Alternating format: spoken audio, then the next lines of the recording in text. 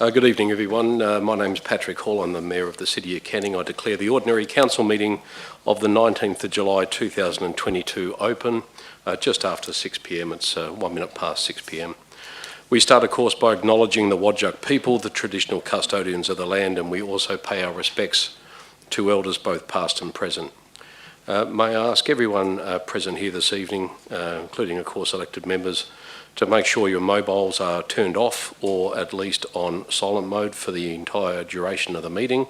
This meeting is also being live streamed via audio live streaming, I believe, this evening.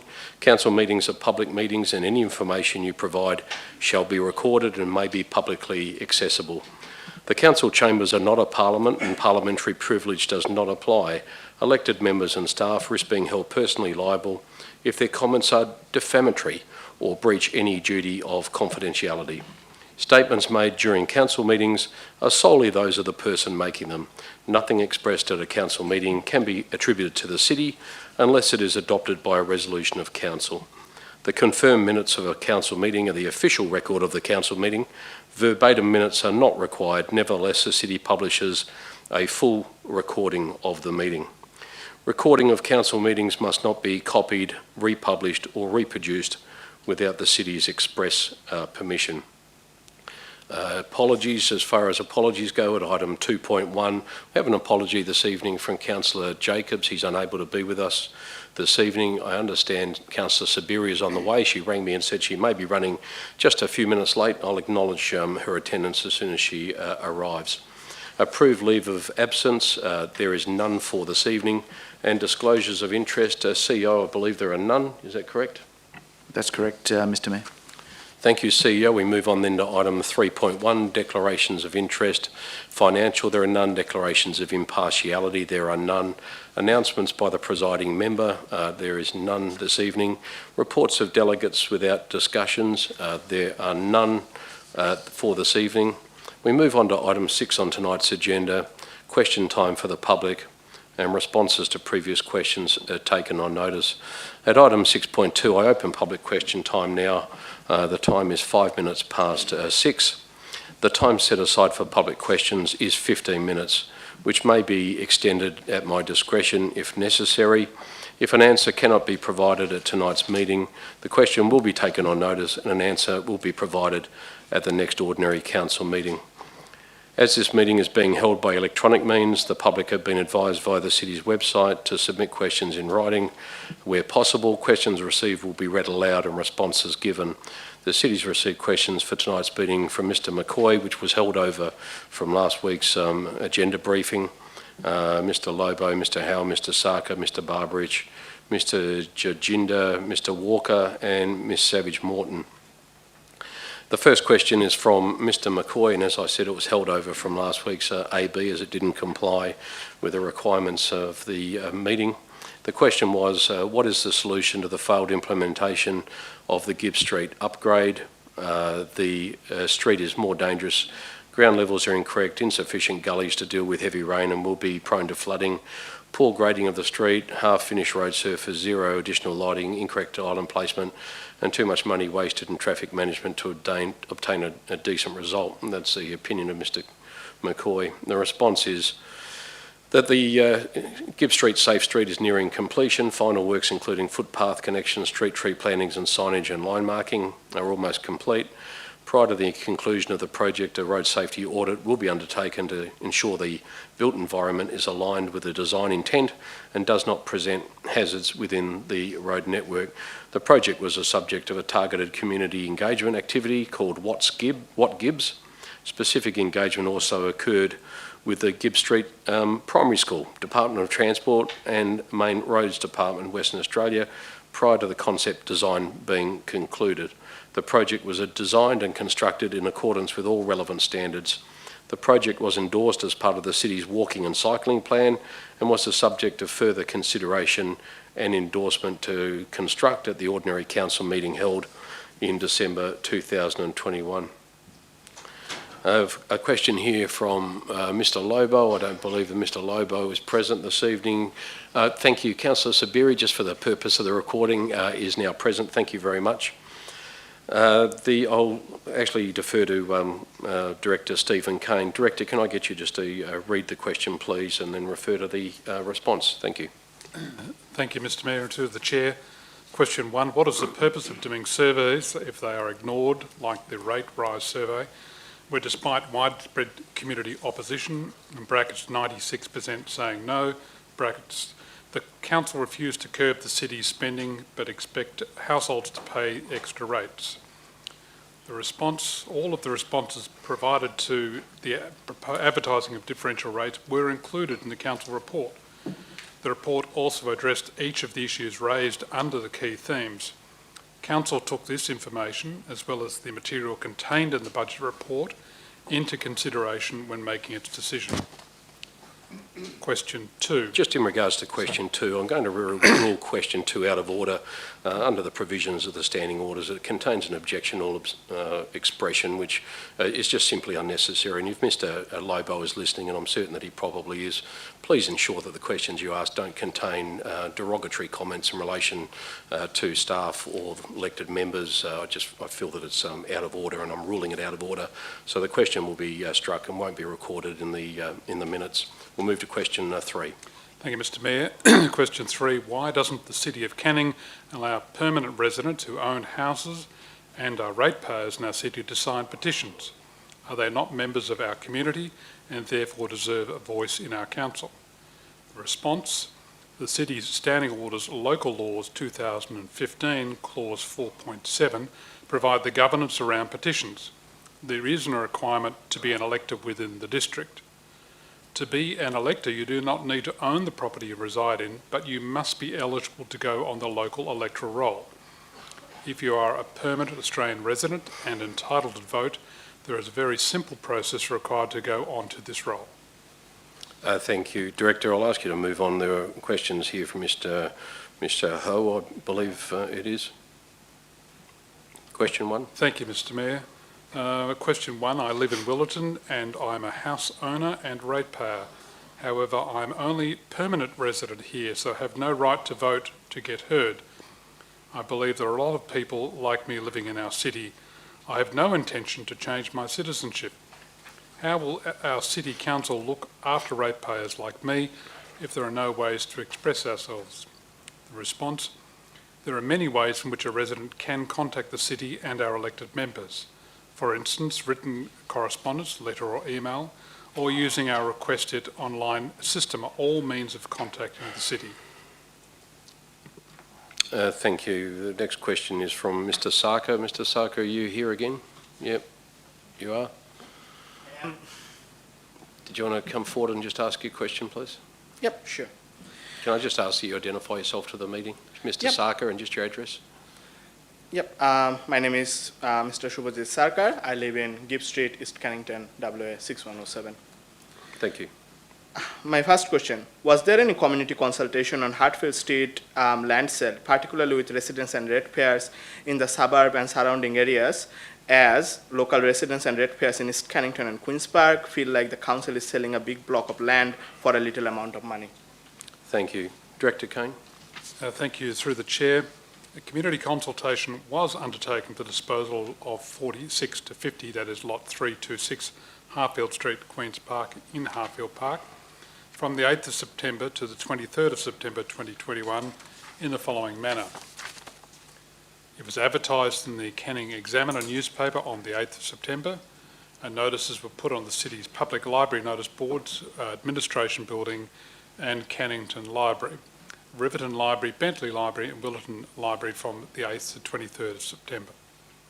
It is noted that the city's obligation to advertise the disposal of property is governed by the requirements of Section 3.58 of the Local Government Act and its associated regulations.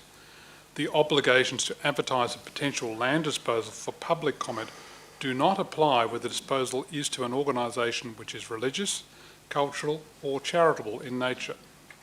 The purchaser in this case is both religious and cultural in nature and also a registered charitable organisation. Notwithstanding this, the City chose to advertise the proposed land disposal because it impacted land which was being used for a public park. Regarding the land value, the sale price of $195,000 ex-GST is $20,000 higher than the market value of $175,000 determined by a licensed valuer prior to the council's decision. The valuation noted the property is landlocked, that is, it is without a street frontage. So in reality, development potential can only be achieved if it's incorporated into the adjoining property. Accordingly, this has resulted in a much lower land value than a traditional lot with its own street frontage and being capable of development without the need for additional land. Mr. Sarkar, just in relation to your question too, and I have it in front of me, you make an allegation that the Gibbs Street roadworks have been mismanaged. I'll just caution you in regards to addressing the council. You must make sure that you don't express derogatory opinions. There's no evidence that the project has been mismanaged, and I take great exception, and so would the CEO and his staff, and also so should the council, that you would come to a public forum and claim without any evidence that the project has been mismanaged. So I'd ask you to withdraw that, and I would think that probably your questions should stop at the word get injured. I'm happy to rephrase my question. Thank you. I'm only warning you because you have not been to many council meetings, and we do have, there are certain protocols that must be adopted, and I'd ask you just to take a moderate view. Thank you. Yeah, definitely. No worries. Does the city have any insurance policy, or will they take any liability if there is an accident in Gibbs Street, or if residents and ratepayers around the area get injured as a result of the current Gibbs Street roadworks? Thank you. Director Kane. Thank you. Through the Chair. The City maintains standard insurances, including third-party cover. The construction at Gibbs Street is being undertaken under the City's Work, Health and Safety WHS system, which includes traffic and pedestrian management requirements. Public safety is a primary requirement of our WH system. However, this also requires the cooperation of residents to avoid putting themselves at risk. Thank you. Question number 3, Mr. Sarkar. Yep. Why can't the council have different instalment interest rate and penalty interest rates for commercial and residential ratepayers, particularly as a high interest rate can put low-income families in a debt trap, and residential ratepayers don't have the money, resources, or salary staff to fight the council like commercial ratepayers do? Thank you. Director. Thank you, Mr. Mayor. Through the Chair. The local government in brackets financial management regulations prescribe the requirements for instalment and property interest rate penalty interest rates. The regulations only allow for a single rate for each interest category to be applied uniformly across all differential rate categories. The City's financial hardship policy affords residents the opportunity to seek relief from these interest components if their financial circumstances need such assistance. Thank you, Mr. Sarkar. Thank you. Questions here from Mr. Anthony Barberich. Mr. Barberich, you in the audience? No, we'll take the questions. Question 1, Mr. CEO, Michael Littleton, I'll ask you please to read the question and then provide a response. Thank you, Mr. Mayor. Given that an agenda item in the last meeting was brought forward for the convenience of a commercial ratepayer doing deputation, and they were allowed to have dialogue with council, in brackets, were allowed to respond after response from council to their question, closed brackets, can ordinary residential ratepayers get the same privilege, or is that something that the council only reserves for big commercial ratepayers? And the response is deputations to council are governed by section 4.9 of the City's standing orders. Deputations provide an opportunity for all stakeholders, including both residential and commercial ratepayers, to address council. Thank you. I have a question here from Mr. Jajinder Singh. Mr. Singh, are you in the audience this evening? No. I will ask, let me see. I'll ask the CEO to please read the question. Thank you, Mr. Mayor. The question was, I was reading a news article on Facebook and I noticed that a sponsored video advertisement of the Mayor talking about the 22-23 budget. Can the City kindly justify the expense of public money on such an exercise? And the response is as follows. I believe the video referred to is one of a number of targeted videos that form part of a multi-channel communications plan aimed at informing our ratepayers and residents of the annual budget for 22-23, highlighting where rates will be spent and invested. The video was filmed by a staff member using a work-issued smartphone. $3.96 was paid to Facebook as part of an ad campaign. $3.96. I'm disappointed. There's a question here from Mr. Steve Walker. May I get, let me see, the Director of Canning Development. Director Bowe. Thank you, Director Bowe.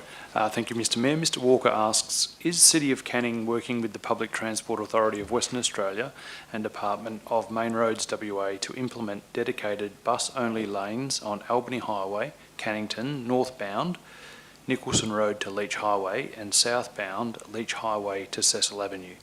The response to that question is no. Shall I go on, Mr. Mayor? Yes, please. Question continue. 2 from Mr. Walker is from 2018. When has the current WA State Government or State Minister for Transport's office approached or spoken to the City of Canning in regards to implementing dedicated bus-only lanes along the entirety of Albany Highway, Cannington, in both directions? The answer, Mr. Mayor, is the City is in ongoing contact with the Department of Transport and its agencies in relation to various projects, including the installation of bus-only lanes. The specific implementation of bus-only lanes, as above and referenced by Mr. Walker, is not part of the City's current discussions with the Department of Transport. Question 3 is, does the City of Canning consider it a part of Metronet now or into the future to provide an infrastructure project of dedicated bus-only lanes in both directions along entire Albany Highway, Cannington? The answer is the City is working together with the Metronet project team and associated alliances to enable the significant investment proposed by the State Government in public transport infrastructure in the City of Canning. To the best of the City's knowledge, the installation of dedicated bus-only lanes is not part of the current Victoria Park to Canning level crossing removal project scope of Metronet. Thank you, Director. We have a question here from Ms. Karen Savage-Morton. Ms. Savage-Morton, you in the audience this evening? No, she'll be listening online. I'll read that question. Question 1, City of Canning has increased the rates over the past 2 years. Given the economic climate during this period, how can City of Canning justify the increase? Director Kane. Thank you, Mr. Mayor. Through the Chair, the rate increases over the 2 past years were in accord with the City's long-term financial plan, which seeks to restore the City's financial position. The aggregate increase in Perth's CPI this time was 9.8%, which is not significantly different to the increase in the average rates over this period of 9.15%. Director, I'll ask you to carry on with questions you. 2 and 3 if you don't mind. Question 2, what are the City's sources of income approximately? The City's budget adopted at the 5th of July 2022 Special Council meeting provided detailed income and expenditure statements. At an aggregate level, total operating income was $129.7 million and our operating expenditure was $133.3 million. Capital expenditure of around $43.5 million was funded from $11.5 million in grants, $18 million in new debt, and the balance, approximately $14 million from reserves. Question 3, is a ratepayer allowed to view the City's financial statement, and will Council assist with the interpretation of that data? The response, the City publishes its financial statements each month, along with a commentary on the makeup of the transactions contained within them. The City is happy to have further discussion on these reports. Thank you. I have a question from Mr. Tiedemann. I believe you're in the audience. Would you like to step forward, just to identify yourself to the meeting, please, and go ahead and ask your question. Thank you for taking my question at short notice, Mr. Mayor. My name is William Tiedemann. I live in Riverton, Hermes Street. I have a question for the Chief Executive, please. Go ahead. I wrote 2 letters to him asking for a meeting.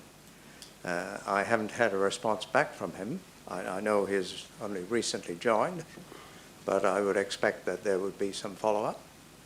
I'd appreciate if he could perhaps check the records and find those letters and give me a response. I'll just refer to the CEO. He may not know about it. Of course, incoming emails are generally dealt with by staff in the first instance. And unfortunately, sometimes they go into junk mail if it's from somebody that we haven't dealt with previously. But nevertheless, Mr. Littleton. Yeah, look, thank you, Mr. Mayor. Look, thanks for the question, Mr. Tiedemann. The Mayor is correct. I haven't seen your correspondence directly, but I'll certainly follow up in the morning and I'll come back to you. Thank you very much. I have another question for you. Go ahead. Does the council apply its rules that it applies to ratepayers to council staff as well? Do you want to just ask a direct question? What was it in relation to specifically? Any rule. Obviously, you have a rule in mind. What was I have, but let's not get into the detail. It's well, not I'd important. prefer to get into the detail. We don't answer hypotheticals, but what is the question specifically? The question relates to published requirements for land clearing. So is the council responsible for its own land clearing? Land clearing? Yes. Whereabouts in particular? Well, in Hermy Street or anywhere within CEO, the council boundaries. We might need a little bit more information for that. The CEO might be able to provide a general response. Well, it's a CEO? philosophical Thank you. question, right? Do the rules apply to council staff as well as to residents? Absolutely, they should. Very good. Mr. CEO. Well, thanks, Mr Mayor. I would only confirm that the expectation would be yes, but I would agree if you have a specific issue in mind, then best that we work through that so that I can understand the issue more fully. They're in my letters. Oh, terrific. Okay, we'll certainly get back to you. Thank you very much for coming in this evening, and thanks for raising it. Thank you. Councillors, there being no further questions, unless there are, we shall close public question time now. The time is just after 20 past, 22 minutes past 6 p.m. Declare public question time is now closed. Item 7 on tonight's agenda is the confirmation of minutes. The officer's recommendation is now on screen and also appears on page 2 of tonight's agenda. Can I have a mover, please, for the confirmation of minutes? Mover, thank you. Deputy Mayor, a seconder, please. Thank you, Councillor Bain. There'll be no discussion. Thank you. Councillor Holland, your hand is up. You want to ask a question? Yeah, I do, Mr Mayor, on the minutes. Because the minutes, my questions weren't answered on the night from at the last meeting, and have no chance on it. I've got a couple of questions because the answers are now being put into the minutes. And one of the questions... I think you'll find that this item is without discussion. I mean, the only discussion on the confirmation of minutes is in relation to the accuracy of the minutes. That's the only conversation under the standing orders. Right. So there's no discussion on the item. Councillors, will put the matter to the vote.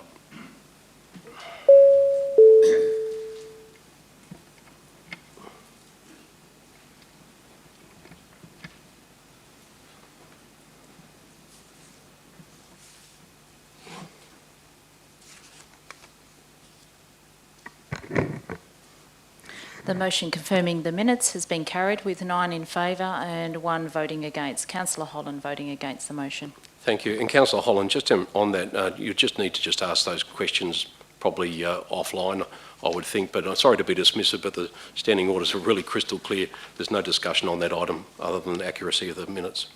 We move on to section 8 of tonight's agenda, which is the receiving of petitions, presentations and deputations. At item 8.1 petitions, there are none. At item 8.2 presentations, there are none. At deputations this evening, we have 3 deputations. A deputation has been approved for Mr Richard Aldridge in regards to the Canning Arts Group. Mr Aldridge, would you like to step forward, please? And you have 10 minutes to make your deputation. How's life treating you? I hope you've been well.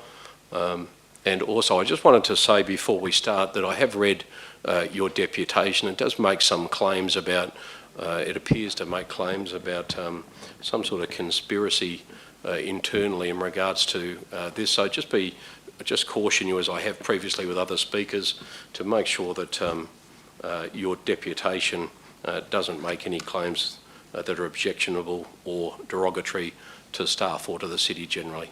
Thank you, Mr Aldridge. Good afternoon, Council. I'll wait for the screen to come on. Good afternoon. The picture on the screen is probably Australia's most famous arts group.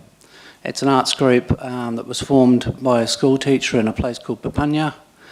And it actually led to what we now know, or most people know, as Aboriginal art. And I suppose the important thing about the picture is it shows it's not actually that flash. It's actually a Second World War aircraft hangar But what it did have is it had a real feeling of community where the artists could not only paint together, but they could share their creative ideas and techniques. Next slide, please. Not long ago, I put up a Facebook post with the Canning Arts Group as you were advocating for $6 million to change the spaces. And as you can see, the Canning Arts Group is about the same age as the Papunya Arts Group. Strangely enough, it's about 50 years old.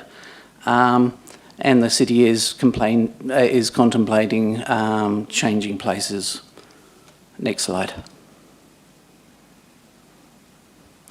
Now, to my understanding, the council did agree to advocate for an additional $6 million of funds for a new space for the Canning Arts Group. But that is not the same as the council actually agreeing for the land to be sold.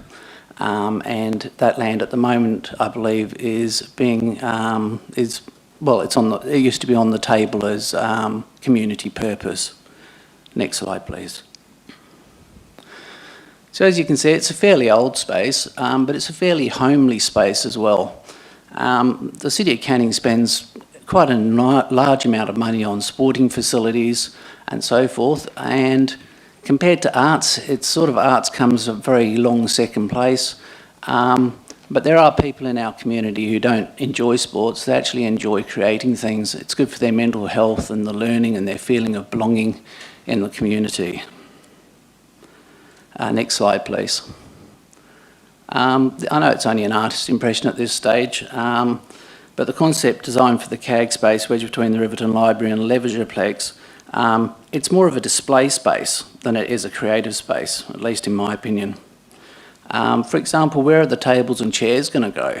Or are you going to put them in the middle of the foyer and have people walking to the gym and walking to the library, past groups of artists in the middle of that foyer?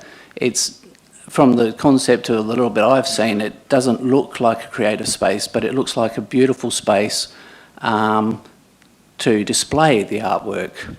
Next slide, please. So I'm not opposed to having a display space. I think it's a great idea to have somewhere we can highlight Canning Arts, but why not have both? Why not have a nice creative space and a nice display space? Next slide, please. So as you can see, the Canning Arts Group, on the figure there, it's on a large block of land. It's an extremely large and valuable asset to the City of Canning. Next slide. So the Arts Centre is fairly small on a large block of land. There's some tuart trees which I think are worth reserving up the eastern side of the block, but I think we could do far more. Next slide.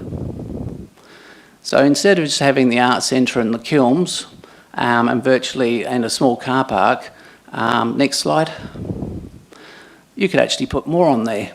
It would be a lovely space to have a men's shed, which is basically arts for people my age or gentlemen my age. It's a place, again, where creative spirits can be and create things. We could also have a music and arts centre. In fact, you could have a whole cultural centre there. And don't get me wrong, I'm not naive. I know that you're still digging yourselves out of a financial debt that you have inherited, but maybe in 20 years' time, 10 years' time, 50 years' time, does it really matter? As long as that piece of land is available for the future generations, then the prospect that future councils can turn around one day and turn to their administration and say, you know what, we'd really like you to master plan a cultural centre on this block. Next slide. So I truly believe that a great council must think ahead. And as I've said, you might not be able to do it for a fair while, but suburbs are only going to become more densely packed. We're only going to need more and more open public space and community spaces. So I'd ask you to think about spending $50,000 on getting a consultant to optimise the potential of this site, and instead, next slide, do what you advertise. Take it to community feedback. You say you want our feedback? Well, please, we'd love to, I will help you. I'll put it on Facebook and I'll spread it around, and give you as much community feedback as possible as to what the residents, the people that you actually represent, would like. Next slide. I did a small one. This is a post that I did, I basically gave my opinion, which isn't so important.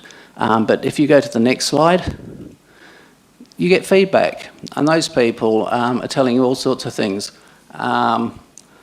For example, one person says, I believe that a lot of ratepayers miss the community consultation process. Well, I did, and I follow council really, really closely. Another person says, I think it's a great idea, or bulldoze the centre and build a great purpose arts centre for all arts, forward thinking. Ask your community. We're not, you represent us. Next slide. So my feedback's not great feedback because, of course, people are biased by the questions they're asked during a survey or during a Facebook post. But I'm sure that if the City of Canning really tries, they can go out and make a great survey and ask people, what do you want done with this piece of land that was designated as community space? Next slide. This is a quote from Warren Buffett. Basically, he says someone is sitting in the shade today because someone planted a tree long ago. And I'd like to think that this city and this council is that person who planted the tree. All I'm asking is consider saving that piece of land. It doesn't cost you an enormous fortune to maintain it as it is. And then in 10 years or 20 years or 50 years or whenever, a future council can come along and say, we've got a piece of land that we can use for a community purpose here. It was always supposed to be for a community purpose. They can go out to consultation and ask, let's see what we want to do with this piece of land. Thank you very much for your time. Thank you. A deputation has been approved for Mr. Sarkar. Mr. Sarkar, did you want to come up to the lectern? It's in regulation apparently to community engagement and consultation. Mr. Sarkar, you have up to 10 minutes, please. Thank you. Thanks for giving me this opportunity to... Just need to turn the microphone on. I'll just get staff to do that for you. Just stand by. The red light will go on, I believe. There it is. You're on. Right. Thank you. Just wait for the slides to come in. Just stand by.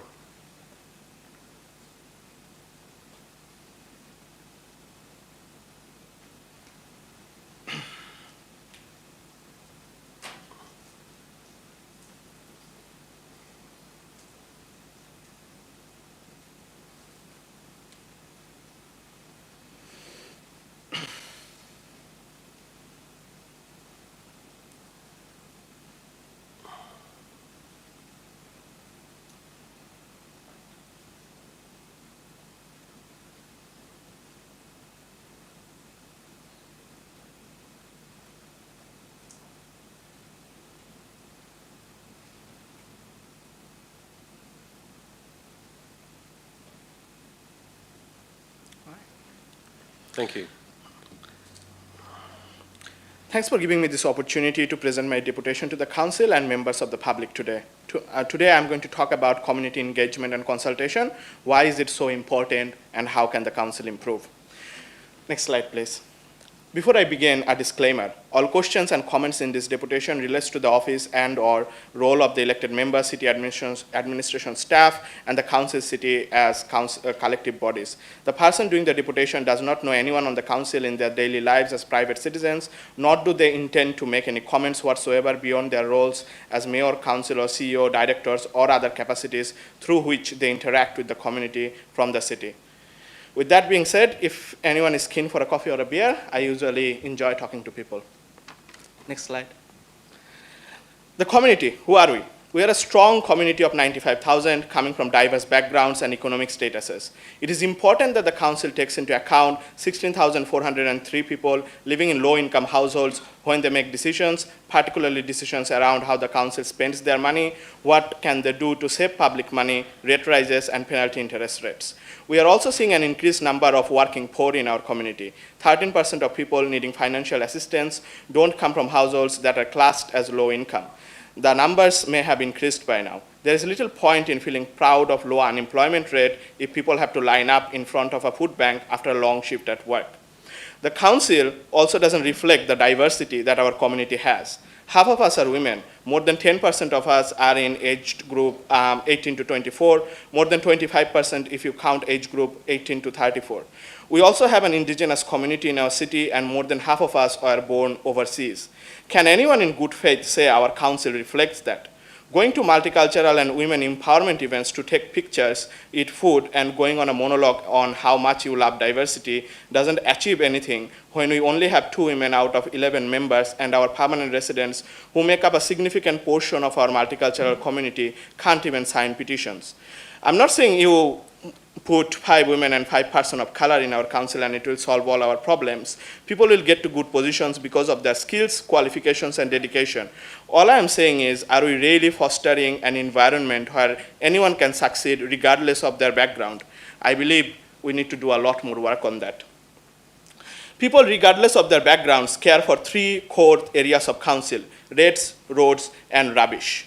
We want low rates, we want good roads, and we want an efficient management of our rubbish. What is particularly disappointing is seeing the semi-competency that's demonstrated in many areas, including ratepayer complaints or requests getting lost in the council system, responses taking months to come through, roadworks putting drivers in danger, and even hiccups with council's IT systems during council meetings. People expect the council to be proactive, do their basic duties, and do them well. Surely that's not too much to ask. I have criticized the council a fair bit early on, so I think now is the time to reiterate that we are not the council's opponent. We are not your sworn enemies with the only goal to take you down. Rather, we are the people you report to as mayor and councillors. We all have the same objective: make our city a better place to live. We want residents of other councils to look at us with envy and say, look how wonderfully City of Canning is delivering all basic services to their community with utmost competency and proactiveness and such low rates. Why can't we be like them? In order to get to that point, we need to work together, listen to each other. We need to have difficult conversations and have different views, hear them in a safe and sustainable environment. Next slide, please. Why is it so important to engage and consult? In the current format of the local government election process, it is difficult to elect members to the council whom most of the community prefers. Lower voter turnout, multiple candidates, and fast-past-the-post election system led to our mayor being elected with only 3,337 votes in 2019. Non-preferential and non-compulsory voting is a deadly combination. A councillor candidate got more votes than the mayor in a ward council election the same year with 3,549 votes.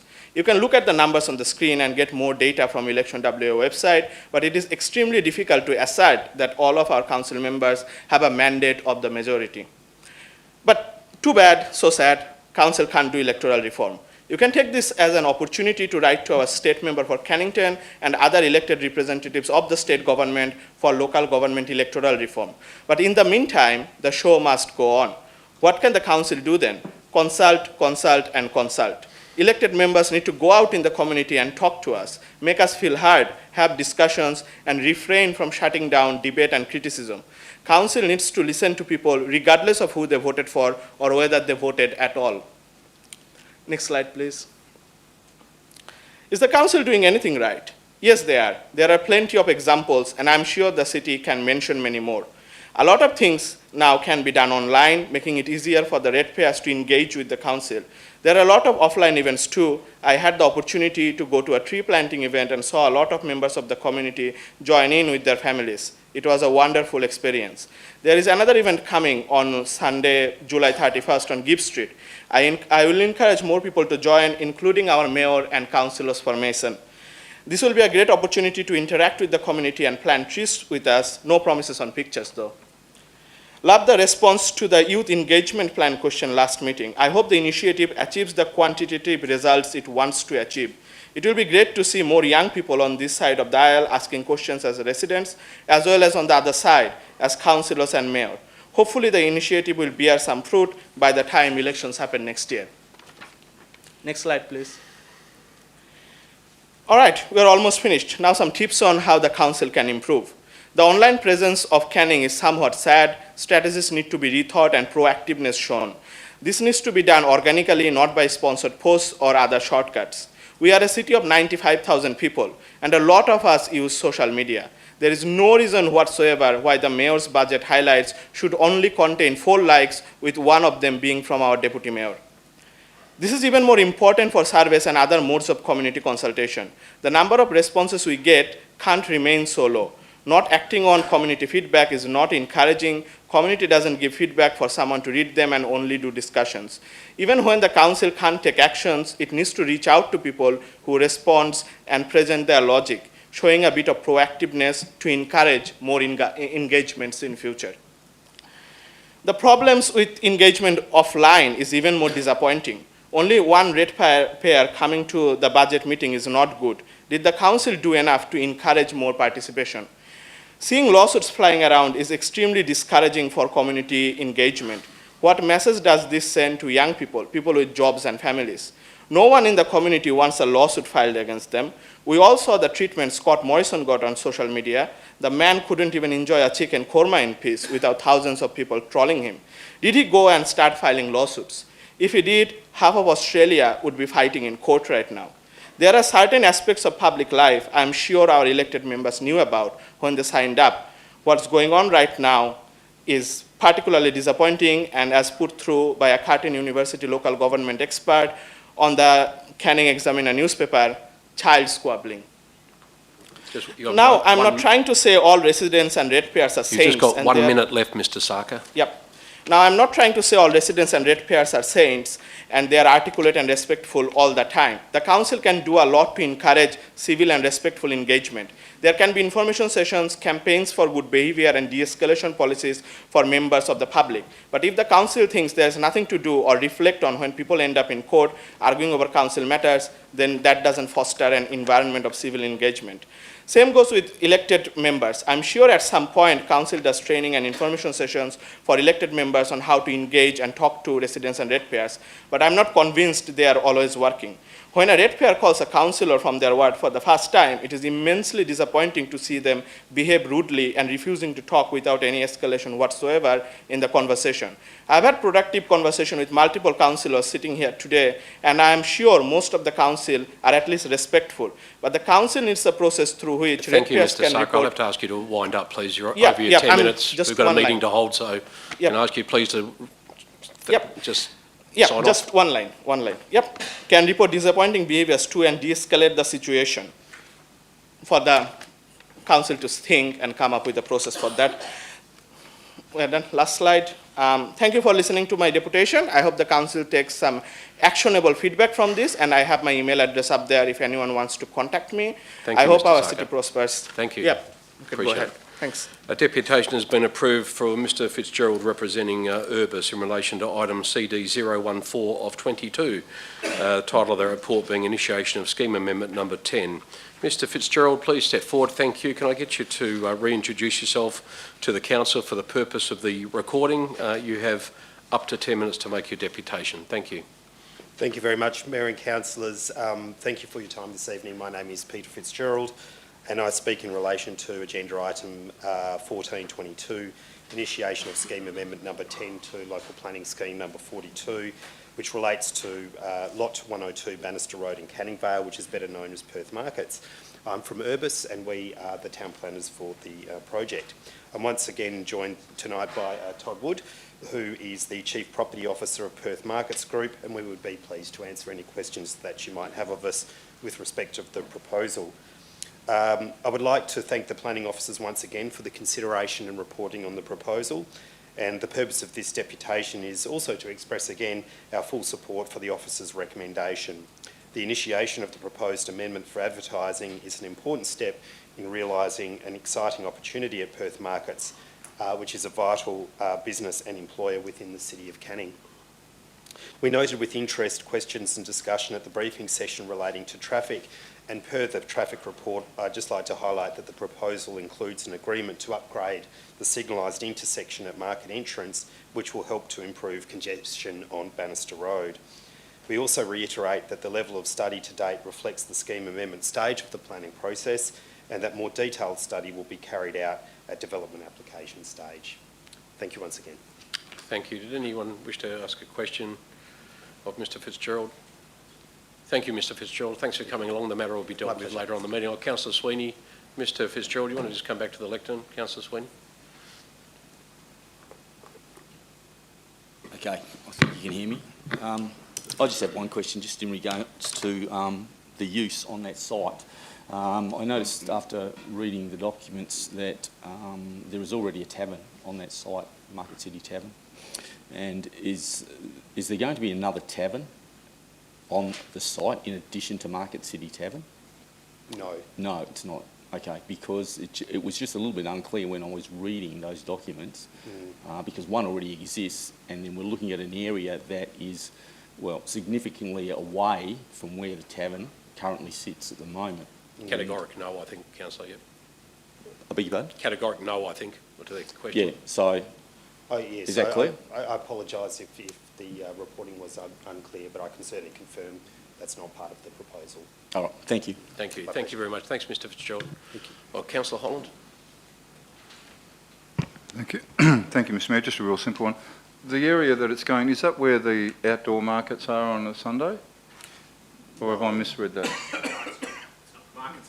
I'll just ask you to come to the, can I just ask you to come to the microphone, just so your answer is recorded in the minutes? So, Chief Property Officer in Perth Markets. No, that's behind the fence, what we refer to as behind the fence, the markets. This is outside the fence.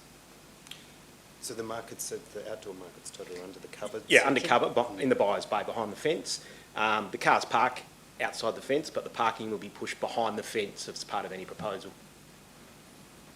So that'll stay, will it? The markets will stay and stay underneath the buyer's bay behind the fence as they currently are. That's it. Thank you very much. Thanks for coming along this evening. Thank you. Appreciate it. At item 9, applications for leave of absence, there are none this evening. Questions by members of which due notice has been given. There is none. Items brought forward for the convenience of those in the public.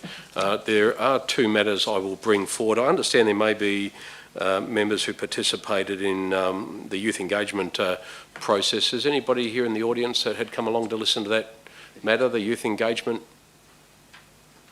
Not here? We will leave that then. What we'll do then is call forward CD 014 of 22, the initiation of scheme amendment number 10. Mr Fitzgerald just spoke on that matter. I'll just find the page on the agenda. Governance might be able to help me with that.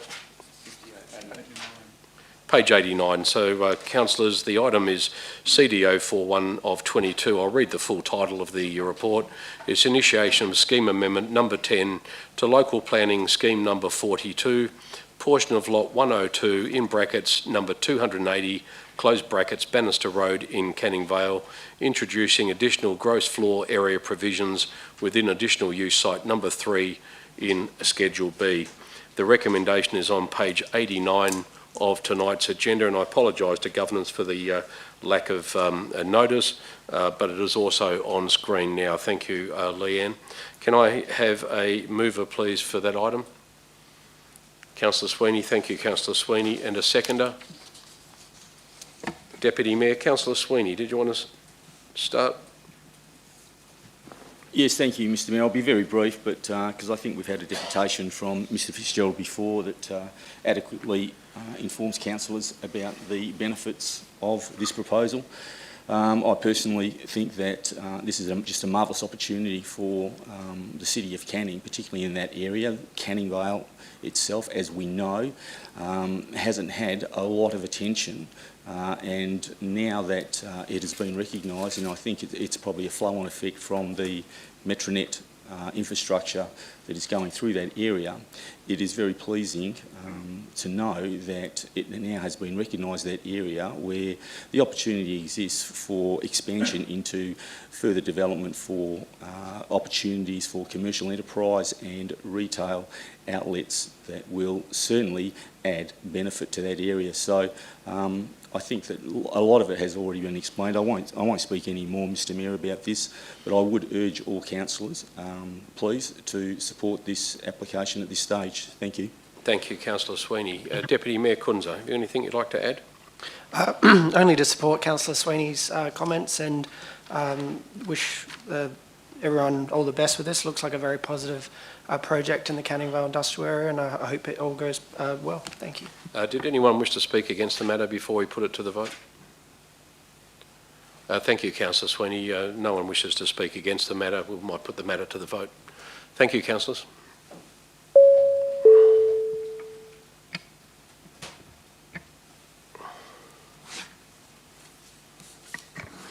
Motion CD-014-22 has been carried unanimously. That's 10 in favour.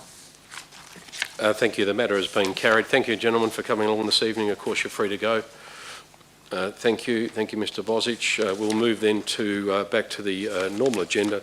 Just trying to find my place and backtrack a bit. We will move to reports of the Office of the CEO, OC 003 of 22, Annual Merrill Civic Dinner. The officer's recommendation is on page 5 of the agenda and is on screen. I'll move the matter from the chair. I'll ask for a seconder, please. Councillor Spencer Teo is the seconder. Councillors, questions were asked in relation to the matter at the AB last week, but just to encapsulate what's actually being asked of council tonight, the City of Canning has a policy that requires council to hold a civic dinner, a mayoral dinner, each year. We haven't been doing that. There've been a number of reasons why that hasn't happened, most recently due to COVID. And we also have a policy which allows a council to seek sponsorship for city events. What council is being asked to do tonight is to give its approval to the matter actually being a ticketed event for a charitable purpose. So I think when I first raised the matter with the CEO, my intent, I've always believed that a civic event of this nature, has a sound basis and a real need as a big Tier 1 city. Generally speaking, it's an opportunity to acknowledge key members of our community, to thank them for their contribution to the City of Canning over a period, to acknowledge outstanding citizens, but also to advocate and promote the city to those people, local members of Parliament. I'm talking about state and federal members of Parliament who are actually decision makers and are responsible in part for the City of Canning receiving millions of dollars in grant funding every year. It's important to have those people in the room and advocate to them. When I first became mayor, I was very much of the mind that if we were to continue with the annual mayoral dinners, there must be a way to hold it in a far more meaningful forum and use a model that was more acceptable, especially given the council's recent position financially. And I think I would hope the council also believes it's been the intent of this council, and it was raised at our budget meeting when we recently unanimously adopted our budget at a special council meeting. The council really is, this council is really committed to visiting expenditure and looking at ways in which we can reduce it. What we're proposing here is to, instead of having an allocation of around $50,000 to hold a civic dinner, that we look at ways to actually still provide a meaningful outcome for the city, for all the reasons that I outlined, but also to do it with a charitable purpose and for once use the event to showcase local businesses, to showcase local charities and to actually give something back. And by selling tickets to the event and making it a ticketed event and partnering with our corporates in Welshpool and also in Canning Vale and other areas of the city, there's a real opportunity for us to significantly cut the price that this will cost to hold the event, but also to return hopefully a meaningful sum of money raised through ticket sales and through auction items and through sponsorship to the chosen charities, whoever they may be. So this is a wonderful initiative at a time I feel that at times councils, not ours, but other councils and local government generally are being criticised by parts of the sector for dropping the ball at times and maybe not being entirely focused on the sentiment of its people.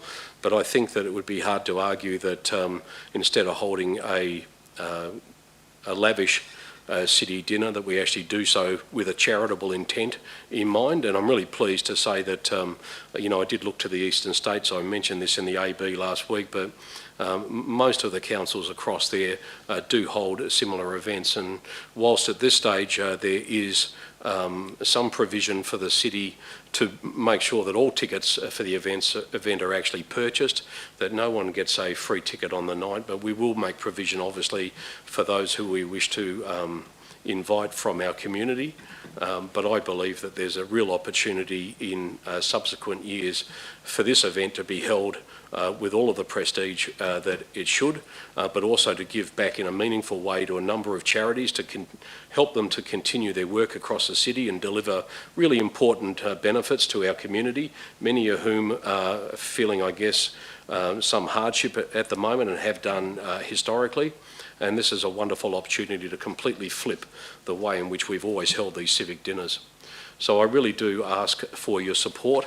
I know that there have been some questions asked by councillors. I'm really appreciative of that. I have spoken to a number of councillors who contacted me and wanted to ask questions in relation to it. I hope I've satisfied you that the intent of this is for future events to break even to a point where the city itself, our ratepayers, won't be fitting any of the bill, but we will still be able to use our leverage, our credibility as a very large Tier 1 local government to actually attract sponsorship to the event and underwrite it, and we can still then have a wonderful event that provides for the first time in this local government's history a significant charitable benefit. And I'm really pleased to say that if the matter is supported, that it will also be, I think, the first time in Western Australia that a council has actually done that. And I think that's important because after all, we as a council really want to be seen as leaders in the sector. And so it'd be nice to do something that hasn't been done before. And I think it's a wonderful story for the local government per se. So again tonight, councillors, we're not making a decision on whether or not to hold a dinner or whether or not to attract sponsorship. It's really about whether or not council supports the city's civic dinner being held with a charitable intent. That is the reasoning behind it. Councillor Spencer-Teo. Thanks. Thank you, Mr. Mayor. I fully support the officer's recommendation, and well done to you, Mr. Mayor. I love it when Canning gets to be the first, at least in WA, and what an amazing way to connect with big business in Canning and also to support its local charities at the same time.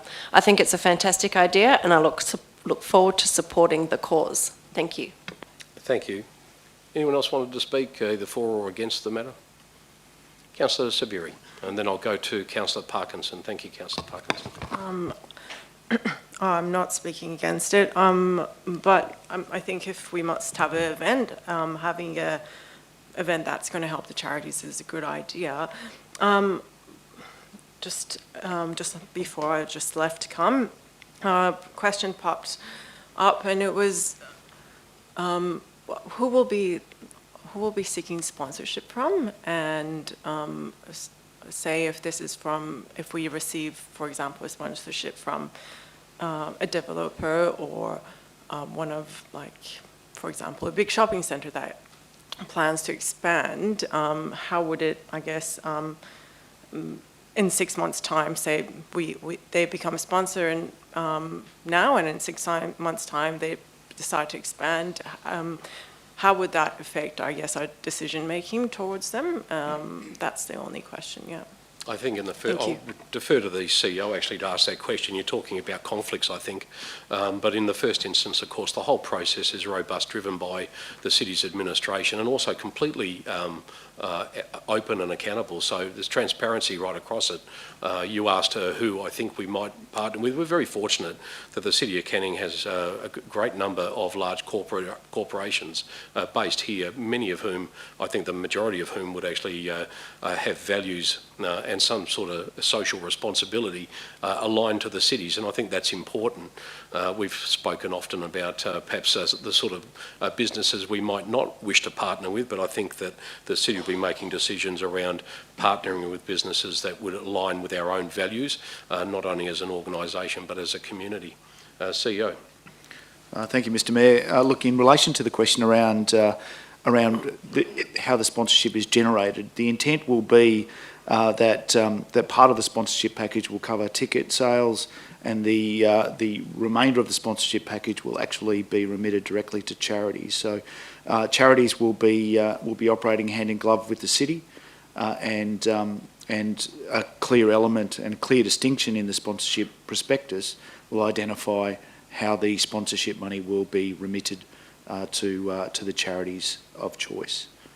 So that will avoid any further conflict for the city going forward. Thank you. Councillor Parkinson. Yeah, I fully support the motion. Any event that links tradition and charity has always got my support, and I think it will get the support of the council, hopefully. Whilst the city's underwriting the event, I would think and assume that we probably will be cost neutral to the city, which I'm assuming that will be the objective. And certainly I would like to declare here now that if I attend the event, it will be at my own expense. Thank you. Terrific, thank you. Noted. Anyone else wish to speak before the Councillor Sweeney?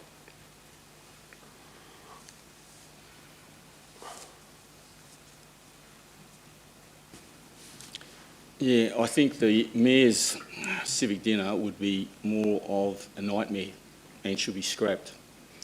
I think the Sorry, comments... can I just back... Did you say a nightmare? Yeah, I think it would be a nightmare.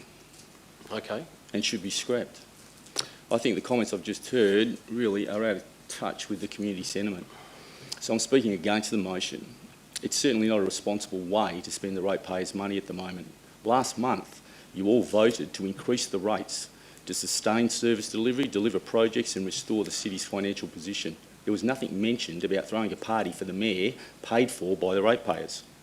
I'll just ask you to please take a civil tone and not use objectionable expressions.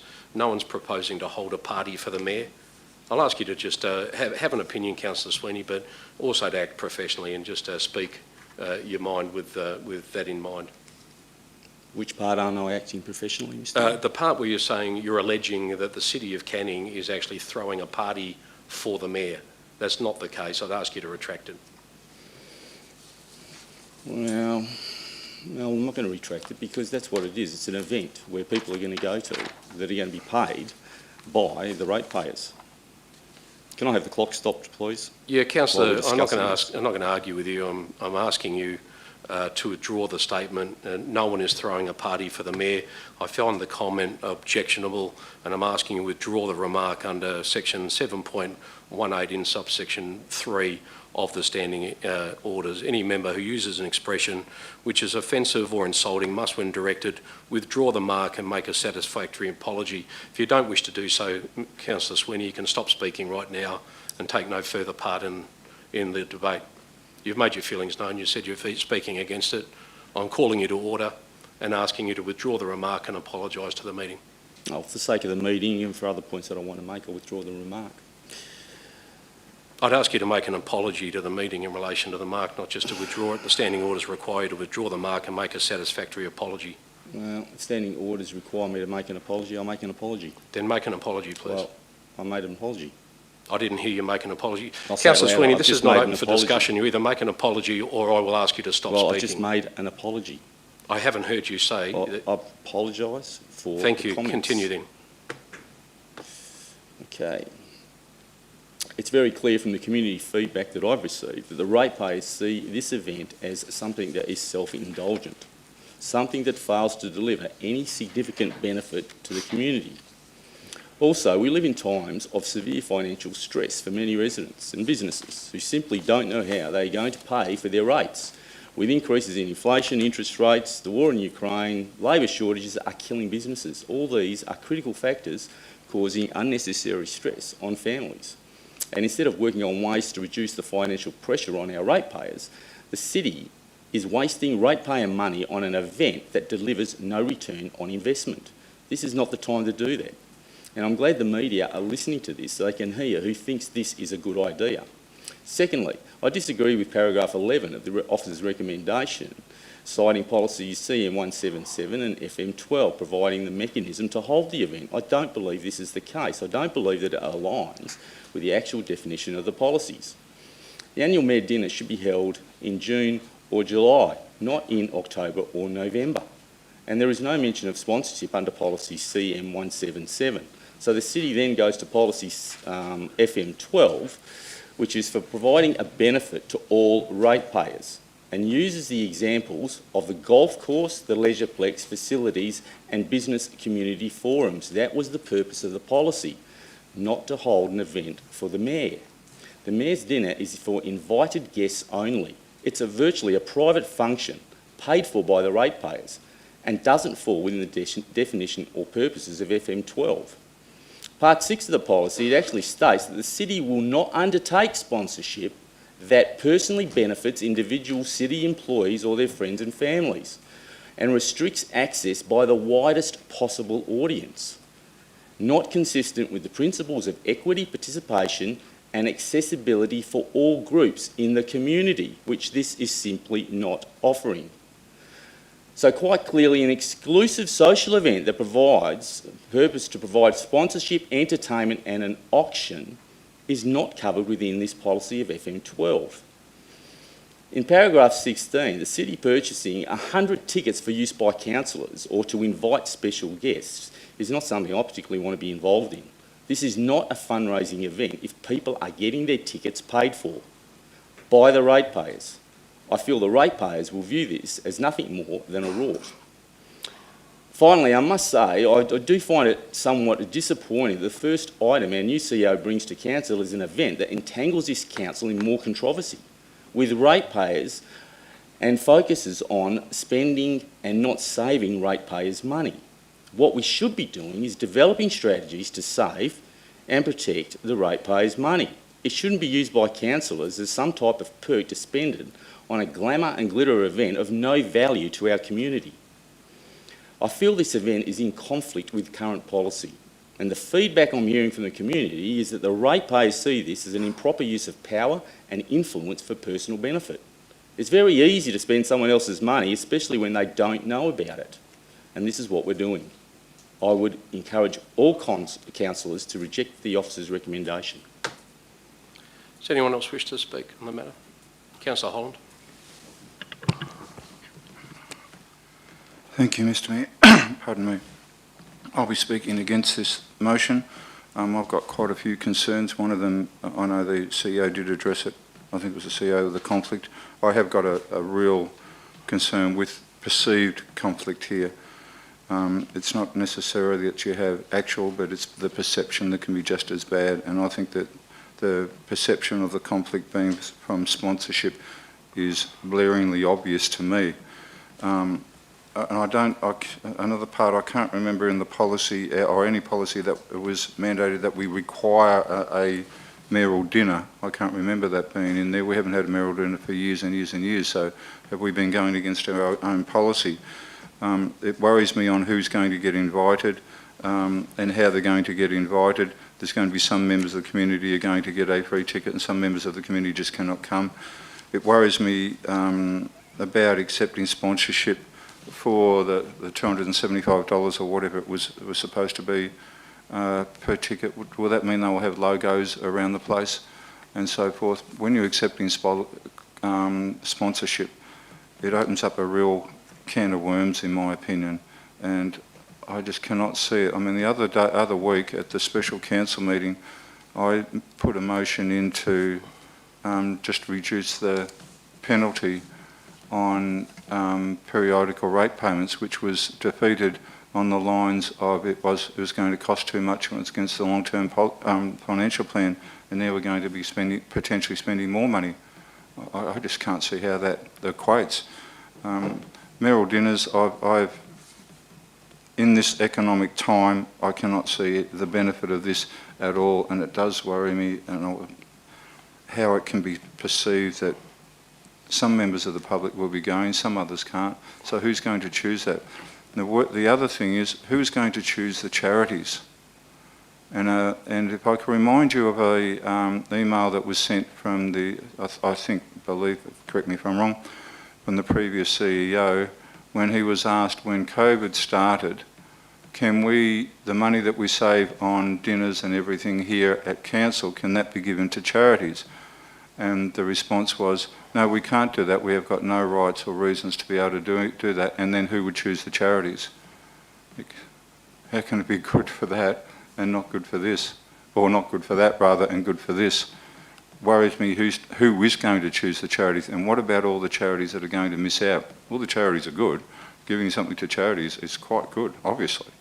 But who's going to choose that? We're going to have a committee that chooses that? Is it going to be by ward? Is it going to be by size? It worries me that we're going to have maybe a table of 10, 20, 30 or 40 people from one organisation, purely because they've got the money to spend on it. So I cannot, in good conscience, support this, Mr Mayor. Thank you for your time. Thank you. Anyone else wish to speak? Deputy Mayor Ben Kunza. Look, I'll briefly speak in favour of the officer recommendation. Just to say that, look, a number of local governments, many of adjacent local governments hold civic events. I mean, to the contrary of what's said before, I think the policy does provide, I guess, permission's not the right word, but sets out that we're to hold a civic dinner. It's just that we haven't been doing it. Last week I actually asked the question about whether we need to update the policy because there's lots in it that we haven't been doing that we should be doing it.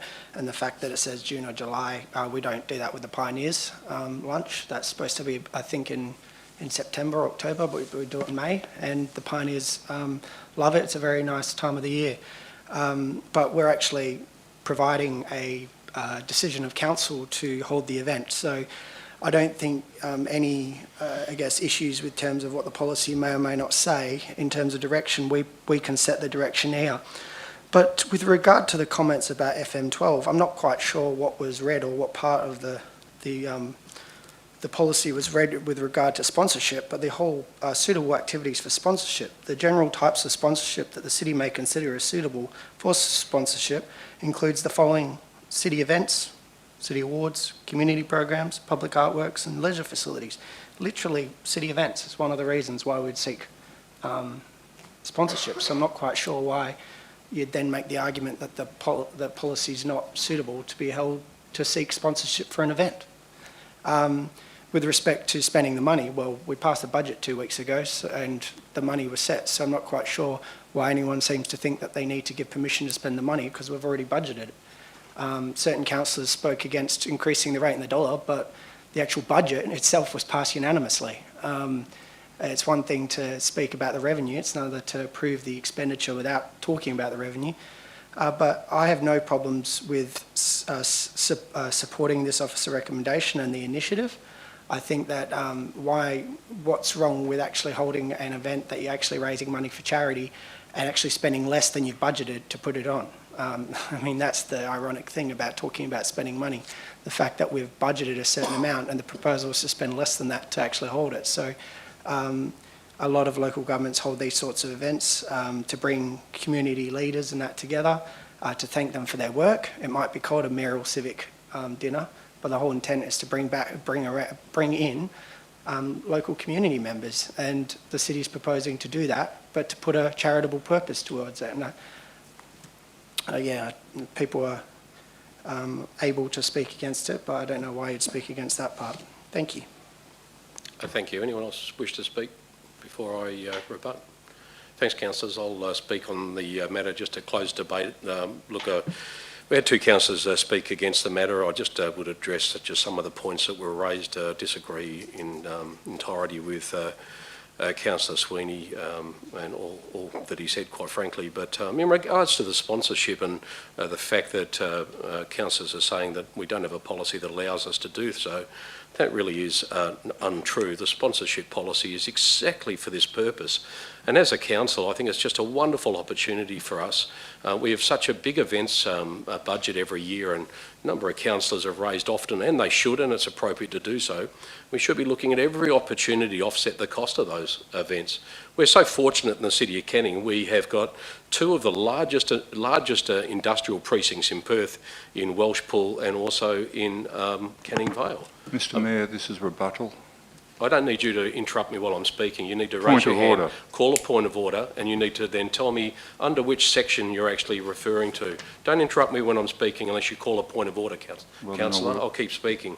In relation to sponsorship, sponsorship was raised.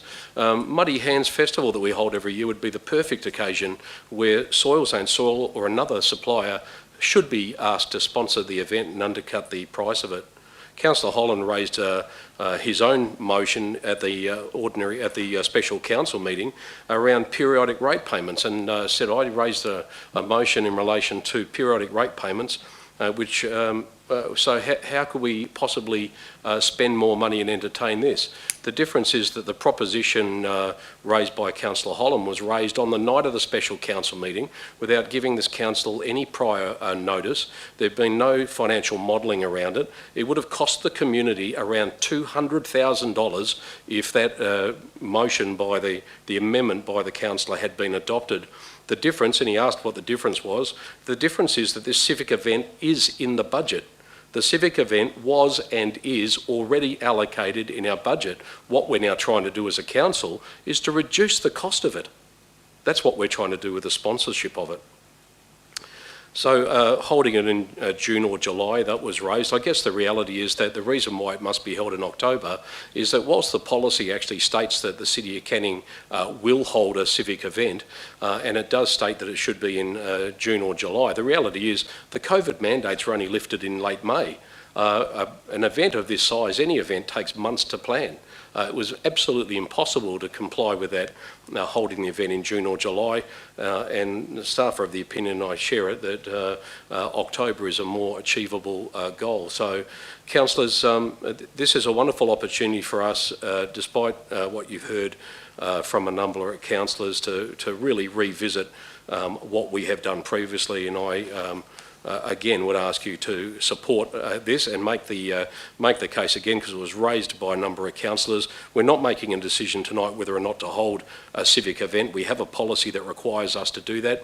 We're simply looking at a better way to hold it, and tonight you are simply being asked, can council approve, will council approve that the event is held for a charitable purpose? And I think that that is a wonderful outcome, not only for our community but for this local government. Thanks, councillors. We will put the matter to the vote.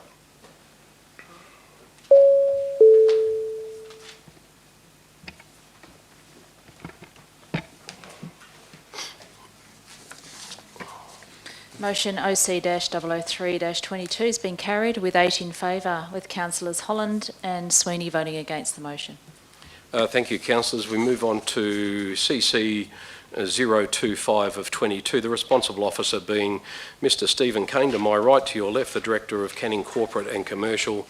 The title of this item is Adjourned Item, Land Utilisation Plan 2020 to 2025 Minor Review. I'll just run through a preamble as this matter was adjourned from a previous meeting. The recommendation, by the way, is on page 10 of tonight's agenda and is on screen. This item was adjourned at the 21st of June 2022 OCM by way of a procedural motion. At the June meeting, an alternate motion was moved by Councillor Sabiri and it was seconded by Councillor Bain, and both members then spoke for the motion. Councillor Holland then moved an amendment to the alternate motion and Councillor Sweeney seconded the amendment. Both Councillor Holland and Councillor Sweeney spoke for the amendment. Councillor Spencer-Teo then moved a procedural motion to adjourn debate on the item to the July OCM, and this procedural motion was supported by Council and was carried. Councillors will now reconvene debate, and I ask any member wishing to speak for or against the amendment to do so. But I would just ask Councillor Sabiri, we did have a discussion in relation to this. The whole reasoning behind, and correct me if I'm wrong, the alternate motion and also Councillor Holland's amendment to the alternate motion was to make sure that the land utilisation plan was actually brought before Council for a SIB. That was the alternate motion. And that SIB was actually conducted by virtue of the amendment from Councillor Holland and also the alternate motion proposed by yourself, and that was held on the 28th of June, and that then satisfies the requirement that you had raised in the matter. So I just wanted to ask, first of all, from Councillor Sabiri and Councillor Bain, there is an opportunity to withdraw the alternate motion, and also Councillor Holland in relation to the amendment, because the intent of what you had proposed has actually been satisfied. But before doing so, I would probably at this stage propose an alternate motion. A foreshadowed alternate motion would be then to revert back to the original officer's recommendation. And the reason for doing so is that if this matter is lost, or if the councillors agree to withdraw their alternate motion, then we won't have anything on the table we'll have no motion at all. So I must, from the chair, propose an alternate motion. And councillors, that would be the original recommendation, and that would be under section 9.17 of Standing Orders, page 23 of our Standing Orders, and that would be that council adopts a proposed revision to the land utilisation plan as contained in attachments 1, 2, 3 and 4, and endorses the progression of the land utilisation initiatives identified in Table 1 as authorised projects for the 2022 to 2023 financial year. That would be the foreshadowed motion. I just wanted to get that on the table, just in case it is required. Councillor Sabiri, I might just ask you just to address the withdrawal of the motion, or so you moved it. Am I seconding it, or you can actually seek leave of council with the approval of the seconder to withdraw the motion, because your original motion, and as I said, the amendment from Councillor Holland, which was also seconded by Councillor Sweeney, was simply to have the Canning Bowling Club and also the site of the Canning Arts Group to be held over so that more information could be received at a SIB, and that SIB has now actually been held. Yes, so my intention was to have a SIB and also make sure that we have a bit more information about the Cannington Bowling Club in our agenda, and that's happened, so I'm happy to, yeah. You're happy to Revert petition back, for the matter to yeah, be withdrawn? revert back to what it was. Councillor Bain, are you okay with that as well? Would you support that? Mr Mayor, yes, I support the alternate motion being withdrawn. Thank you. Thank you. Councillor Holland, I don't think we require you to withdraw your amendment, but I think in the circumstances that matter has also been satisfied by virtue of the SIB held on the 28th of July. Just for the purpose of the meeting, are you okay with the matter actually being withdrawn? By the way the motion is worded, there's no other alternative, yes? Yeah, that's right. That's why we've got the foreshadowed motion there. So, I just need a seconder for the withdrawal of the alternate, which would be, I think, Councillor Bain. You would. I just just stand by just for 1 second. I'll just refer to governance.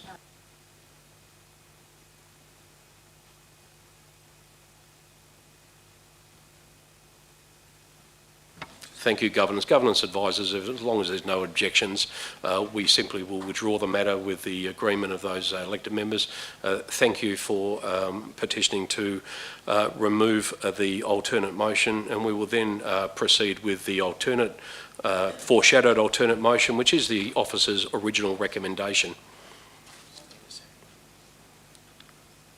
Can I have a, just in relation to that, I had we need a mover for that item.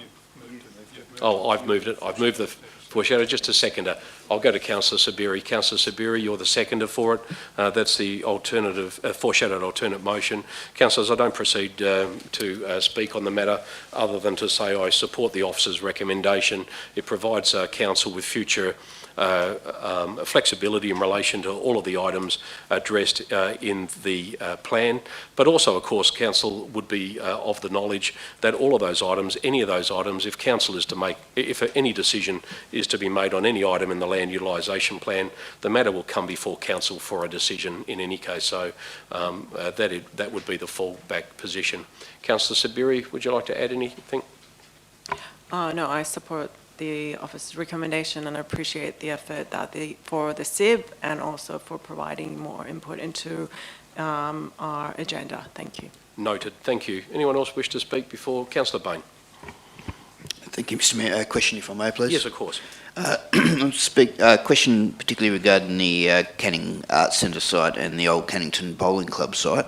When will community consultation occur as part of the land optimisation process? Thank you. Director Kane. Thank you, Mr Chair. Mr Mayor, through the Chair. Each project will be subject to their own discrete timeline. We haven't prepared a particular timeline for each project at this point in time, but they will go through a rigorous process at that time. Councillor Bain. So the land parcel, potential options for it will go to the public or the community for their feedback before it comes to council? Director. Thank you. No, through the Chair, the intent would be to undertake the work, which is the optimisation, probably bring back recommendations to a SIB at some point in the future. Then, subject to any feedback from elected members, initiate consultation by way of a council report which starts that process. Thank you. Anyone else wish to speak before we put the matter to the vote? Thank you. Councillor Holland?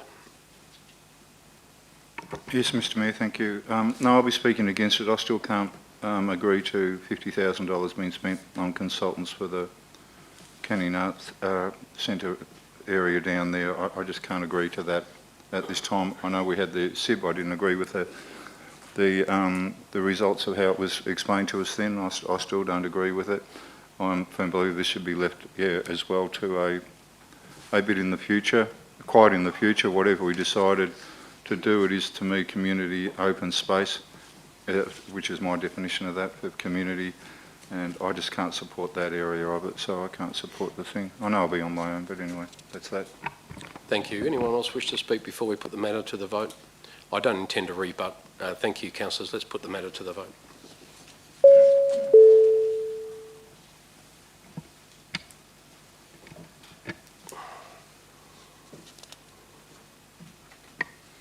The foreshadowed alternate motion for CC-025-22 has been carried. 9 in favour. Councillor Holland voting against. Thank you. Thank you. We move to CC 033 of 22, monthly financial report of June 2022. The officer's recommendation will soon be on screen and is also on page 33 of tonight's agenda. Thank you, Governance. Can I have a mover, please, for the monthly financial report? Councillor Holland, thank you. Seconder? Councillor Bain. Thank you, Councillor Bain. Councillor Holland? Yes, Mr Mayor, yes, I'll support it, but I just have a couple of questions on a couple of items. REM plan membership for nearly 21,000. What's REM plan membership? I'll allow the question, Councillor Holland, but I'll just ask, can we ask these at the AB? We had an AB a week ago, or ask them offline? Mr Mayor, as you know, probably I normally do ask at the AB. There was, if everybody realised how much paperwork there was in this thing, I just had to go through them specifically, and these ones I've found since then. Yeah, I found it impossible to go through every single piece of paper that we were given, all 600 pages of it, in the time frame that I was given the paperwork. So it's only a couple that I'm asking. But that's okay. Go ahead. I'll just make the point. Tonight's a decision-making. These fees have already been paid. We've already paid them. Tonight's to make a decision on whether to accept the report, and I can't see that these questions would be affecting your decision-making. That's why I just say sometimes they're better off just asked offline if you want to answer to your question. But nevertheless, I'll allow a question or two. Please go ahead. You asked your first one? Your second one? I've asked the first one. Do we have an answer? I think we'll have to take these on notice, won't we? Thank you. Through the Chair. REM Plan is a software tool that we use. It provides data associated with forecasts of planning and economic tools. I don't know this particular invoice, whether that's what it relates to, but that's what the data source is. So if you go to the city's website and look at things like the profile ID, the economic ID, all of that data comes from REM Plan, but I'm happy to take the question and give it further attention. Okay, yeah, if you could, that's. I don't mind leaving the other ones, and I'll take those offline as well. For the Thank time you, being. I appreciate that. Thank you. Councillor Bain, have you anything to add? Thank you, Mr Mayor. No, I support the officer's recommendation. I had a couple of questions which were addressed by the city, and no problems. Thank you. Thank you very much. We'll put the Councillor Sweeney. Yes, thank you. Like Councillor Holland, I have a couple of questions as well. On page 53, the warrant list. Can these questions be asked offline? Are they necessary to be asked tonight? Well, Councillor Holland was given the questions. I think that it's a precedent that's been set now for me to ask questions. There's no such thing as a precedent under section 6.1 of standing orders. At any time during the debate, a member may ask a question, and with the consent of the presiding officer, may ask one or more further questions. So this is a decision-making process tonight, the ordinary council meeting. If you've got a question, look, I'll entertain you asking a question, but councillors, just in relation to the monthly financial report, this listing, they've already been paid. So asking questions on them cannot affect decision-making tonight. I think they're best dealt with either at an AB or offline if you need answers on specific items. But Councillor Sweeney, please go ahead. Just on that, Mr Mayor, may I remind you that I wasn't here last week. That's not the fault of this council that you weren't here. I think you said that I can't remember what you said, but well, I wasn't regardless, you had a week now to be able to ask these questions of the CEO. So, can I move on, Mr Mayor? You're the one that wanted to discuss it, but yes, please move on. Oh, no, I didn't. I just asked a question. Well, you did, because I asked you to ask your question, and then you raised the fact that you weren't at the AB. So I'm just saying you've had a week to ask your questions, but please move on. Page 53 of the warrant list, reference number 045331, is the Willerton Bowling Club for $5,000. There's another amount there at reference number 045332 to the Carrington Park Tennis Club. It's quite a specific amount, $3,878. And the final one on the warrant list, page 63, is reference number 045912, Western Australian Treasury Department, $10 million or $10.5 million. I'm quite interested to get some detail about that if I could, if that could be provided. Thank you. Thank you. Director, you take those on notice? They'll be taken on notice, Councillor Sweeney. Thank you. Anyone else before we put the matter to the vote? Thank you. Councillor Holland, no one's spoken against the matter. We'll put the matter to the vote. Monthly financial report. Thank you.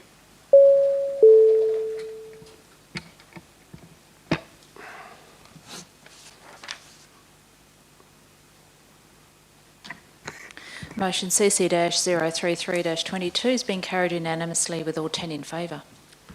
Thank you, Council. The following item is next on the agenda. It's 13.3, the responsible officer being Mr Graham Bride, the Director of Canning Development.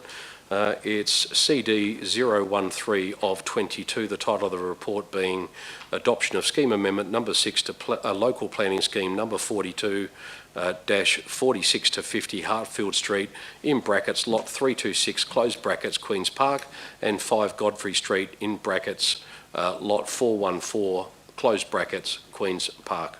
The recommendation is on page 59 of tonight's agenda and is on screen. Can I have a mover, please, for that item? A mover. Deputy Mayor, seconder. Thank you, Councillor Singh. Deputy Mayor. Yeah, I'll speak in favour of the officer recommendation. I was actually one of the councillors that voted against and spoke against the original sale of this land and everything that went with it. But the reality is that council's made that decision. We now need to move forward with the scheme amendment that will allow for the sale and everything to progress. So even though I was originally against it, it wouldn't be in good governance if I was to not support it. So I think that council should support this officer recommendation and progress the matter. Thank you. Thank you, Deputy Mayor Kunzo. Councillor Singh. Thank you, Mr. Mayor. I fully support the officer recommendation. I was in support of the sale of land. This land was really needed and is really needed for the parking purposes at this site. And today, as Deputy Mayor mentioned, the sale has already happened, so there is no point to stop the reclassification of this land.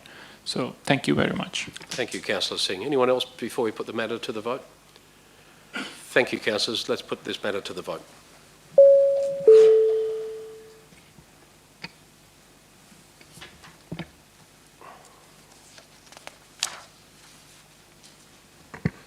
Motion CD-013-22 has been carried unanimously with 10 in favour. Thank you. We've already dealt with CD 014 of 22 on page 89. So the next item will be CD 015 of 22. The title of the item is Adoption of Scheme Amendment number 7 to Local Planning Scheme number 42, Land Use Permissibility Modification from a use not permitted X to discretionary D in Table 3, the zoning table. The officer's recommendation is on page 100 of the agenda and is on screen. Can I have a mover for that item, please? Thank you, Councillor Sweeney. A seconder? Councillor Holland. Councillor Sweeney.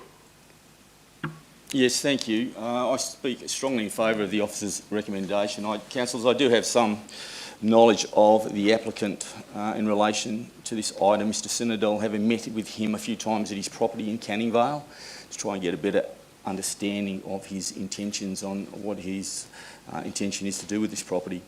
It's been quite a challenging process over the last 2 years, not helped by the changes to the permissible use under LPS 40 to a modified X-use under LPS 42, which is probably more suitable for a garden centre.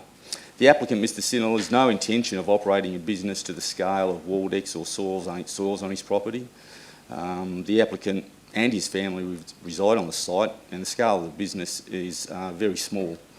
Given the length of time this process has taken, it has taken its toll due to a large amount of conflicting information and misinformation provided to him from a number of government departments. The applicant has suffered financially through no fault of his own, and the mental anguish has affected all of his family. Throughout this process in the last 2 years, Mr Sinadel has only ever tried to do the right thing by a lot of people, and it would be an injustice, I think, to his family if his application wasn't approved tonight. Importantly, the approval tonight is only the first step. There are a number of regulatory requirements to meet and satisfy compliance with other government departments before he can trade and start earning an income. So with that said, councillors, I would ask all councillors to support the officer's recommendation. Councillor Sweeney, look, it'd be remiss of me as the Chair and the Mayor to mention that there's been no disclosure by you this evening in relation to impartiality over this matter. We also have a register for contact with developers. You haven't made a declaration this evening. By your own admission, you've met privately with this developer to discuss the land use and the matter that's actually before you now. You've previously left meetings after declaring an interest in matters far less serious than this. This is a significant planning matter before you. You haven't disclosed impartiality about the matter, and yet you speak in favour of it after admitting to meeting with the developer. Can I ask for an explanation? Yes, you can ask for an explanation, and this is my explanation, is that declaring impartiality is really up to me whether I decide to declare it or not. And given the circumstances, I have no personal relationship with Mr Sinadel. Mr Sinadel is just a member of my local community that has asked for assistance, and I've provided guidance to him through Director Bride in processing his application. I have understanding because I've spoken to Mr Sinadel through emails in relation to discussing his application process with Director Bride and through members of Director Bride's staff, but certainly that is my only relationship with Mr Sinadel, and as I said, it's up to me to declare a conflict of interest of any kind. I'm aware of my obligations and responsibilities in terms of this, and I don't see this as a conflict of interest for me at all. He's not just a resident, he's actually a developer, and there's requirements under the Act to report contact with developers. And in fact, the City of Canning has a register for elected members or any member of staff having contact with developers. And I am making the assumption, based on the fact that you haven't declared an impartiality, that you failed to fill that out. I'm not proposing to interrogate you, I'm just raising it as the Mayor, saying that I find what you just said on this recording to be highly unusual, and I intend to have a closer look at it offline. Thank you. If you choose to stay in the room, that would be entirely up to you. Councillor Holland. Thank you, Mr Mayor. Yes, I speak in favour. I think this gentleman has gone through all the hoops and everything that's been required for him to do. It's been taking a long time.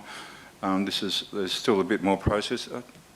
Correct me if I'm wrong, did he come in here once or twice, I think, and gave a deposition as well? Deputation. Yes. What did I say? Deposition. Is this such a word? Yeah, it's a legal term. Oh. Well, then I should have known. A deputation, and I listened to him when he came in, that's what I thought. And so I think he's done enough, and I think we should support this without a doubt. I'll just leave it at that, Mr Mayor. Thank you. Does anyone else wish to speak on the matter before we put it to the vote? Councillors, we will put the matter to the vote. Councillor Sweeney, you intend to vote on the matter? Certainly, absolutely. Thank you. Thank you.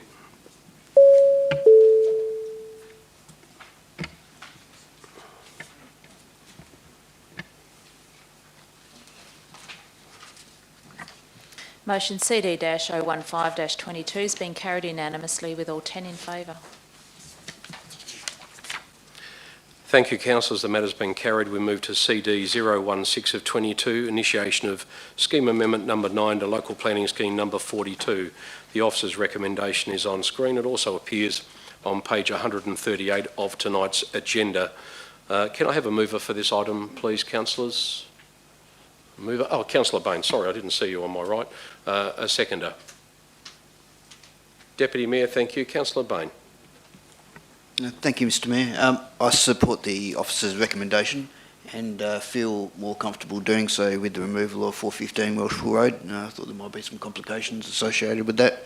I also note that the amendment will also see a parcel of land between Shoveller Close and Crawford Street zoned environmental conservation to protect the remnant vegetation there, which is a really positive step. Thank you. Terrific. Thank you very much, Councillor Bain. Deputy Mayor, have you got anything else to add? I've got nothing to add. Thank you. Does anyone wish to speak against the matter before we put it to the vote? No. Thank you, councillors. Let's put this one to the vote.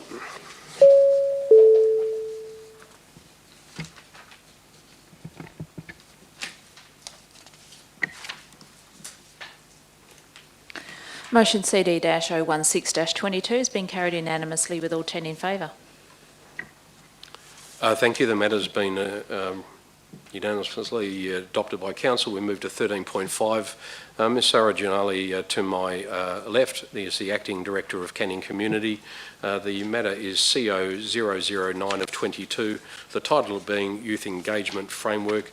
Councillors, the recommendation is on page 148 of the agenda and is on screen. It simply asks Council to note the key findings and endorse the framework. Can I have a mover, please, for this item? That would be Councillor Amanda Spencer-Teo. Can I have a seconder, please? Deputy Mayor Ben Kunza. Councillor Spencer-Teo. Thank you, Mr Mayor. I fully support the officer's recommendation and I look forward to hearing more from our young residents and being involved in the process. Thank you. Thank you. Deputy Mayor.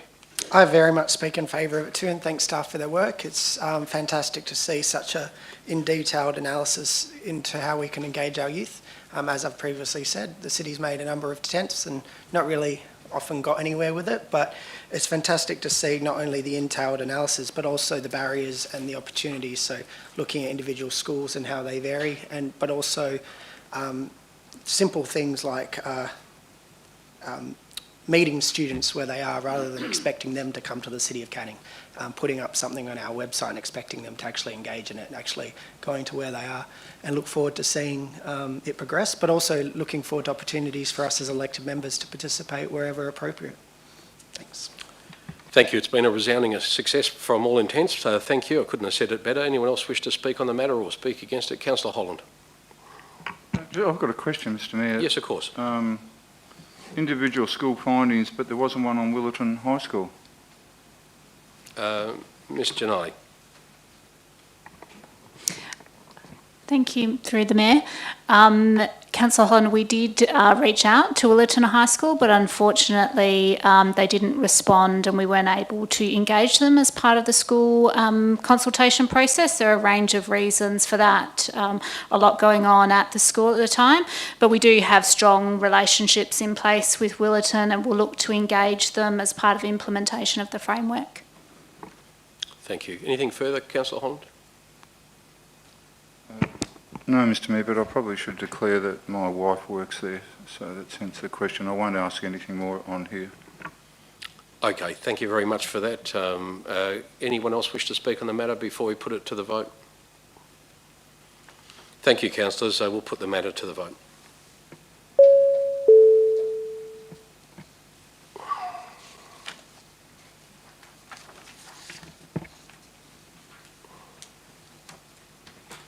Motion CO-009-22 has been carried unanimously with all 10 in favour. Thank you. We move to item 14, motions on which previous notice has been given. There are none this evening. At urgent business at item 15, there is none. Confidential matters, we have none this evening. And at closure, there being no further business, I now declare the meeting closed, the time being 7:45 p.m. I'd like to thank everyone for their attendance, including staff. Thank you very much for coming along this evening, and also elected members and members of the public. Thank you, everyone, and good night.